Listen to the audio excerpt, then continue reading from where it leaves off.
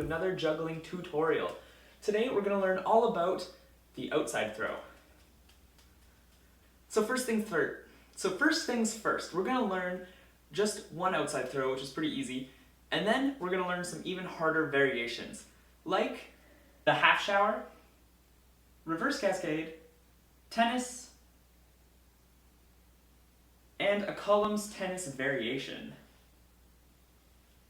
These tricks are all a great base because you can use outside throws pretty much anywhere in juggling. If you're doing different kinds of tricks, they can be easy to chuck right into there. So overall, it's a good trick to know because, well, on top of that, it's fun. So let's hop right into it. So, the outside throw, we're just going to learn how to do one. So what does it look like? So this is normal juggling, and an outside throw looks like this. It's not big, but it does make a huge difference while juggling. Of course, to better explain it, you have to know what the difference between an outside throw and an inside throw is. So while you're just juggling normally, what you're actually doing is inside throws. So every time a ball goes up and starts to fall back down, you throw the next one on the inside of it. I'll do a quick example. So if you're learning of 2, you go up and on the inside, up and on the inside. So 3 is just continuous inside throws. Now an outside throw, it's pretty self-explanatory, where you just throw it on the outside of the next one. Over and catch, over and catch. You can throw it pretty much over top of the entire pattern. And this is because it keeps it slightly outside of the inside pattern, because if not, you'll have a mid-air collision. So how do you do it? Essentially, while you're juggling, what you do is you do scooping motions towards the inside, like this. All you have to do is scooping motions towards the outside. So it looks like that. And if I reverse the video of normal cascade, it turns into reverse cascade. Now here's me doing it with normal video.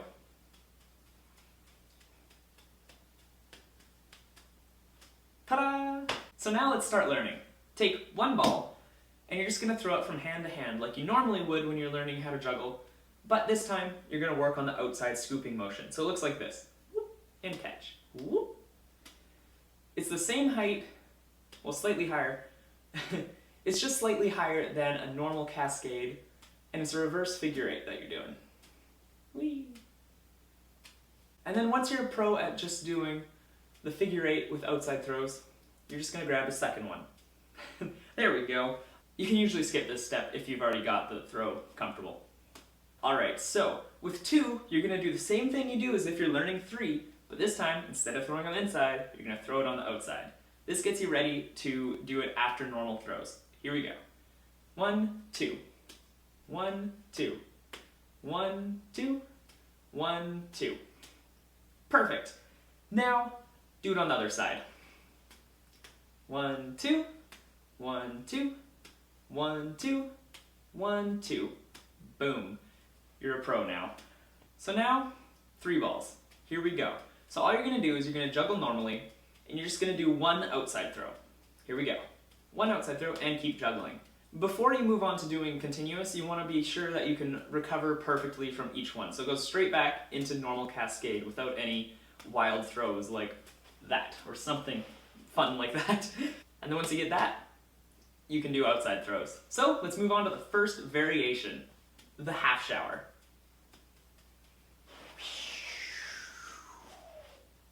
So the half shower is actually quite simple to learn once you know how to do an outside throw. It's just a matter of doing it continuously on only one side. So all you're going to do is you're going to start juggling and do an outside throw. Now this time you're going to do 2 with the same hand. So it goes 1, 2. There you go, you're halfway there. Now do 3. 1, 2, 3. And that's the half shower. So, tips and tricks is to make sure the outside throw is slightly above, and to make it pretty, you want it to look like a rainbow. If you do like a long exposure picture, it should be curved just like this. And now, of course, be sure to learn the other side. You don't want to be lopsided. You're even catching the inside throw slightly above the other one, just to make it a little bit easier. Or, of course, you can wait, but it slows down the pattern if you don't. So it's harder to see exactly what the pattern is for a spectator. So there you have it. That's how you do the half shower. And now, let's move on to the reverse cascade. Pow! Yeah. Oh, we should do this. There we go. Alright, time for the reverse cascade. So the reverse cascade is also fairly easy to learn. It's just a matter of getting used to the throws. Because all it is continuous outside throws. Just like this. So all you're going to do is do one throw, and then keep juggling. Now you're going to do two throws. 1, 2. Make sure it's on the outside both times, and that you don't throw the first one too far. Here we go. 1, 2. You want the throw to come straight down onto the inside of your shoulder again. Whoop, whoop. And now, of course, go up to 3. 1, 2, 3. Keep juggling. And then, continuous. 1, 2, 3, 4, 5, 6. All the way up to hopefully infinity. And if you get to there, you've got a world record. Good job. So once you do that, you've got reverse cascade. Another fun trick with this is to reverse the video, and then it looks like normal juggling. So that's how most jugglers will do that if you see those videos on Instagram or YouTube or something. So, the more you know. Got him. Alright, so now we're going to learn how to do tennis. Tennis is a little bit easier than continuous reverse cascade. It just takes a few seconds for your brain to get used to it. So it looks like this, with the same ball going back and forth continuously. It'll be easier if I grab another ball for this. Alright, here we go. So the white one will do continuous outside throws. Boom, boom. So to learn this one, all you're going to do is you are going to focus on one ball, and every time you're about to throw it, you're just going to do an outside throw. We're going to start with 2 throws. So essentially you go 1 outside throw, 2 outside throws, and then continue. If you have that under control and they're not flying everywhere, you're good to go for as many as you possibly can.